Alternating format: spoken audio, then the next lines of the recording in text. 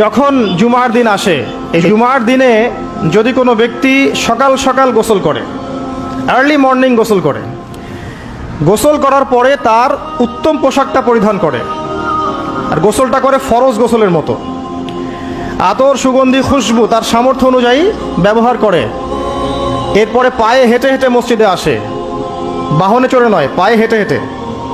যদি আপনি অনেক দূরে থাকেন সেটা আলাদা কথা। এবং ইমামের কাছাকাছি বসে, মসজিদে আসার পরে যতটুকু সম্ভব হয় সুন্নত পড়ে নিল, নফল পড়ে নিল, এরপর ইমামের কাছাকাছি এসে বসলো, ইমামের খুতবা শ্রবণ করে মনোযোগের সাথে। খুতবা শ্রবণ করার সময় কাউকে কষ্ট দেয় না।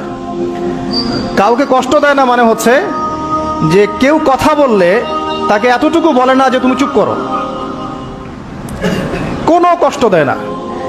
ইমামের খুতবা শ্রবণ করে, নামাজ পড়ে ইমামের সাথে।